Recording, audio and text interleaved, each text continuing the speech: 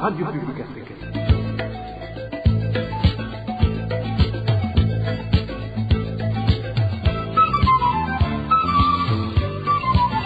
Radio Publique Africaine.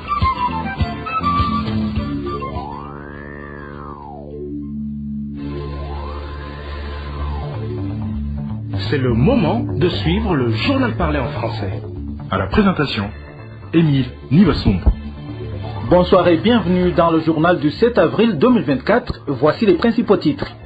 C'est déplorable qu'il y ait encore des gens qui soient victimes de leurs opinions au Burundi. Monseigneur Gervais Banshimi-Ubusa l'a déclaré lors de la commémoration du 30e anniversaire de la mort du président Cyprien Ntaryamira. Vous allez le suivre tout à l'heure. Et les habitants de Gatete s'insurgent contre l'intention de la Régie des eaux de prendre le transformateur qui alimente leur localité. Les détails à suivre aussi dans ce journal. Nous allons aussi parler d'une personne recherchée en vain par ses proches après avoir été arrêté par des gens en tenue policière dans la zone Kinama en mairie de Bujumbura. Voilà pour les titres. Le développement, c'est tout de suite. Page sécurité pour commencer. Le cadavre d'un certain Philémon Nimirangeza, âgé de 72 ans, a été retrouvé hier dans la vallée de la colline Rutegama, en commune et province Gitega. Les informations en provenance de la commune Gitega indiquent que son corps a été vu pour la première fois par un enfant qui est allé appeler d'autres habitants de la colline par la suite. Les habitants de la colline Rutegama font savoir que la victime avait une blessure sur la tête, comme s'il avait été frappé par un objet métallique. Et la police indique que les enquêtes sont déjà en cours. Quittons Gitega pour nous rendre dans la ville de Bujumbura où un certain Juma Ndaishimiye a été enlevé la nuit de vendredi par des personnes en tenue policière. Son arrestation a eu lieu à son domicile dans la zone Kinama au quartier Gitega à la 12e avenue numéro 9.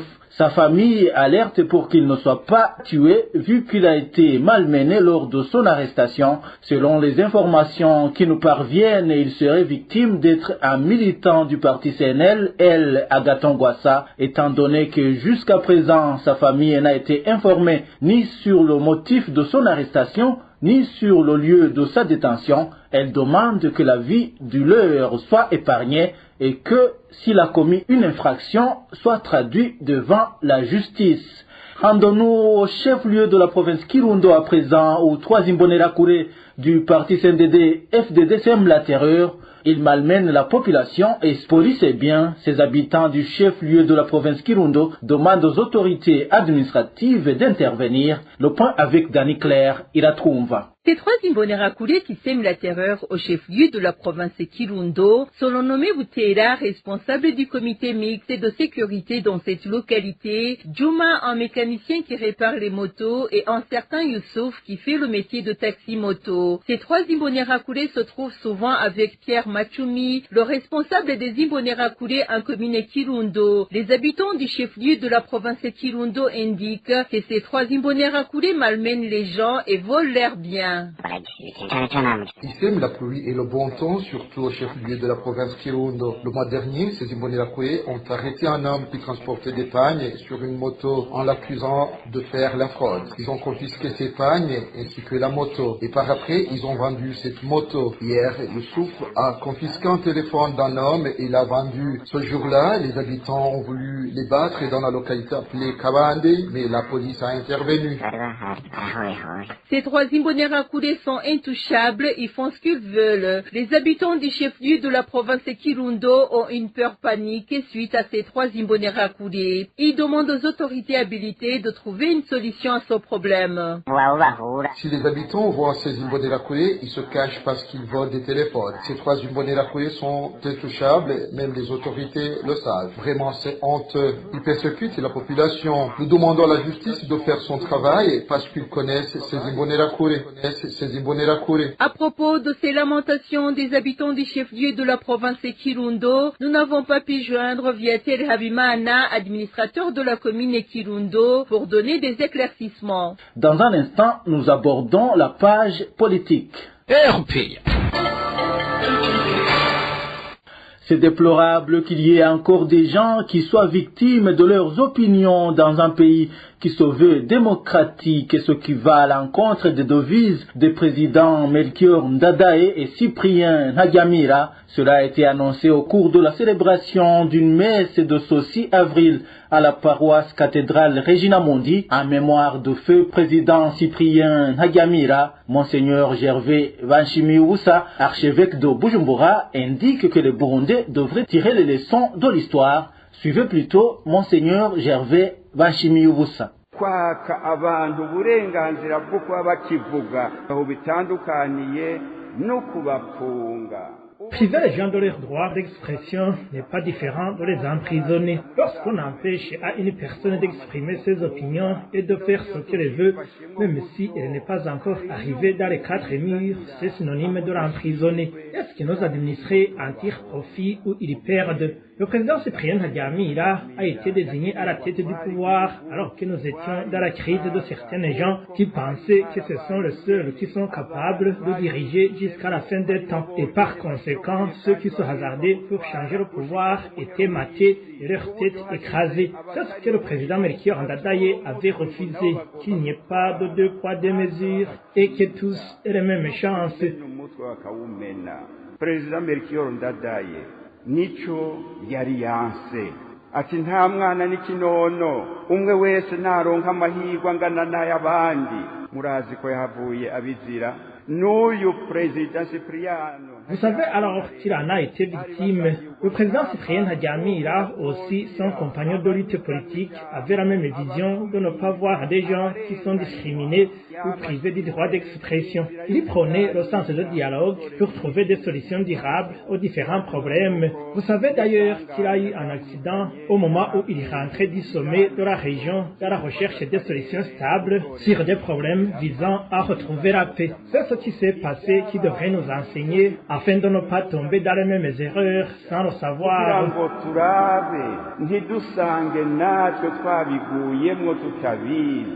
Selon Monseigneur Gervais Banshimiwubusa, certaines autorités usent de leur poste et s'immiscent dans le domaine judiciaire.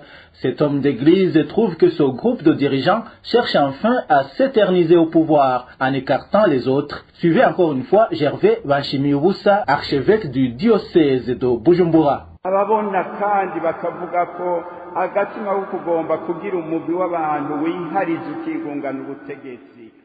Il y a ceux qui voient et disent qu'il y a un groupe de gens qui veut diriger seul en mettant de côté le reste de la population dans toutes les manières possibles. Est-ce que ceux qui disent qu'une telle attitude est en train de prendre de la place auraient tort ou pas? Il y a ceux qui trouvent que la justice n'est pas crédible car il lui est actuellement difficile de satisfaire ceux qui la sollicitent des suites de ceux qui peuvent s'y ingérer. Il y a le pouvoir de certaines autorités qui semblent dominer le pouvoir de la loi. Est-ce que ceux qui ont cette conviction seraient loin de la vérité?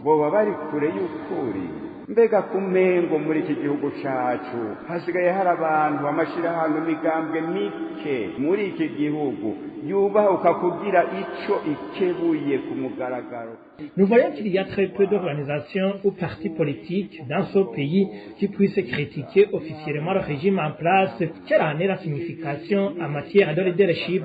En principe, cela devrait nous inciter de nous ressaisir et de ne pas reprendre ce que les autres ont fait dans le passé et qui a enfoncé notre pays. Qu'il y ait beaucoup de croyants qui refusent toutes ces mauvaises pratiques, qui replongent le pays dans les larmes, comme c'est le vécu à l'époque du président Ntaryamira. Prions le bon Dieu pour qu'il nous aide à cohabiter pacifiquement et qu'il bénisse le Burundi afin de ne plus retomber dans la crise. Dusabe Imana iduhe kubana mu mahoro iduhezagirira Burundi yame burinda gusubira kugwa mu kaga. Toujours en rapport avec cette commémoration du 30e anniversaire depuis la mort du président Cyprien Ntaryamira, son parti Sarwanya Frodebu réclame des enquêtes officielles sur sa mort survenue en 1994 au Rwanda. C'est le vice-président de Sarwanya Frodebu, Phineas Nigaba, qui a fait cette déclaration hier. Nous demandons au gouvernement d'engager les procédures politico-diplomatiques et judiciaires pour voir comment faire des enquêtes fouillées en impliquant la communauté internationale et le Rwanda pour que les commanditaires, les assassins, les mobiles de l'assassinat du président Nadiamira soient connus officiellement. Et cette fois-là, si c'est connu, il faudra que les coupables soient punis, soient sanctionnés conformément à la loi. Le parti Sarwanya Frodebou demande aussi au gouvernement burundais de reconnaître Cyprien Ntaryamira comme héros national de la paix et la sécurité. De son côté, le mouvement d'action patriotique estime que le régime du CNDD-FDD n'est pas du tout discipliné comme le recommandait Cyprien Ntaryamira parce que le Burundi est devenu un patrimoine de leaders politiques qui se comportent comme ils veulent. Selon Emery Pacifique Igiraneza, président de son mouvement politique, le respect des droits de l'homme ne fait plus partie des objectifs gouvernementaux. Le président Ntaryamira Cyprien n'a pas eu la chance de laisser une longue histoire politique, surtout en tant que président, parce que comme vous le savez, il n'a été président que pour 2 mois. Mais quand même, la plupart des gens se rappellent de son discours lors de son investiture où il a insisté sur la discipline dans tous les secteurs de la vie politique. Alors, aujourd'hui, nous avons des leaders qui ne sont pas disciplinés, des gens qui ne se comportent pas comme des leaders nationaux. Ce sont des gens qui tuent les Burundais, qui torturent les Burundais, qui volent et pillent comme s'ils étaient des mercenaires et pas des patriotes. Donc, ils ne sont pas disciplinés. Le mot ou le vœu national de M. Cyprien Ntaryamira est toujours d'actualité au Burundi. Cette discipline devrait commencer par le président de la République. Elle devrait commencer par les leaders politiques du parti CNDD-FDD. Mais nous savons que non seulement ils ne sont pas disciplinés, mais ils incitent au désordre en appelant les Imbonerakure, par exemple, à faire le désordre qu'on voit maintenant, à arrêter la population sans raison. Il faut vraiment un changement parce que les gens au pouvoir maintenant n'ont pas à mesure de ramener la paix et la sécurité. Ils ne sont pas à mesure d'être disciplinés. Gouvernance sans transition, les habitants de la colline et zone Gatete en commune et province Rumongue s'insurgent contre un plan d'échanger leur transformateur contre un nouveau. La régie des eaux Rumongue avance que c'est dans le but de leur donner un transformateur qui a une grande puissance, ce que ces habitants considèrent comme une ruse pour leur donner un transformateur qui ne résistera que quelques jours. Les détails avec Danny Claire et la Trouve. Il s'agit d'un habitant de la colline Gatete qui affirme que malgré que la régie des eaux veut leur apporter un nouveau transformateur pour leur prendre l'ancien, ce dernier n'a jamais eu aucun problème. Notre source sur la colline Gatete indique que c'est la 2e fois qu'on tente de leur prendre ce transformateur. Toutefois, nos sources affirment que dans pas mal de localités où on a mis un nouveau transformateur, il ne fonctionne que quelques jours. Ils craignent et aussi de se voir plonger dans l'obscurité, témoigne notre source. Les transformateurs qu'on amène ces derniers temps sont piratés et brillent le plus souvent. Cela signifie que si jamais on nous prend le nôtre, nous serons finis. Le nôtre est là depuis des années et alimente un quartier où il y a beaucoup de machines sans aucun problème. Alors, si nous les laissons nous prendre notre transformateur, ça marquera le début des problèmes de manque d'électricité interminables. Cet habitant de Gatete demande aux administratifs de la colline Gatete de plaider pour la population. Nous demandons à ceux que nous avons élus de nous représenter sur cette colline d'aller d'abord vérifier si le transformateur qu'on veut nous donner est vraiment puissant pour éviter le risque d'accepter un transformateur qui nous causera des problèmes. Un transformateur qui va briller dans peu de jours alors que nos familles mangent grâce à l'électricité. Les informations en provenance de la colline Gatete font savoir que ce transformateur, qui est d'ailleurs la pièce maîtresse du développement de cette colline, serait sur le point d'être donné aux habitants de Vilimba, un quartier considéré comme le cœur de l'économie de la ville de Rumongue par rapport aux activités de développement. Un quartier qui vient de passer plus de 2 mois avec les coupures répétitives et d'électricité. Restons dans la même province de Rumongue pour clore cette édition en parlant des prix de transport en commun qui ont beaucoup grimpé et c'est lié à la carence de carburant. L'essence est disponible au marché noir à un prix exorbitant, mais le mazout n'est pas disponible. Eric Nyonzima nous en dit plus. Ces prix de transport ont augmenté de 1000 francs, de 2000 francs ou de plus de 3000 francs selon le degré de carence de carburant de type essence au chef-lieu de la province Rumongue. Ses habitants indiquent que pour le moment, il est difficile de se déplacer.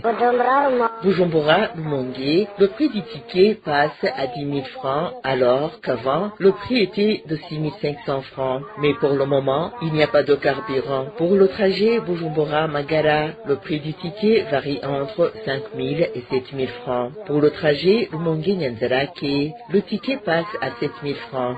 Les prix de transport ont augmenté, soit 2 000 francs, 2 000, 3 000 francs ou plus. Les habitants du chef-lieu de la province Rumongue indiquent que même si rarement le carburant de type essence est disponible, c'est pour une courte durée. Ils se débrouillent souvent pour trouver le carburant au marché noir à un prix exorbitant. Hier, une seule station a servi le carburant de type essence et ça n'a pas duré longtemps, mais il n'y en a pas dans d'autres stations. Au marché noir, un litre et demi coûte entre 15 000 et 16 000 francs. On a déjà oublié le carburant de type mazout. Les habitants du chef-lieu de la province Rumongue demandent au gouvernement de trouver une solution le plus tôt possible. Voilà, c'est par ici que nous mettons un point final au journal du 7 avril 2024. Merci à vous tous qui nous avez suivis. À la présentation, c'était Émile Niwasumba. Au revoir.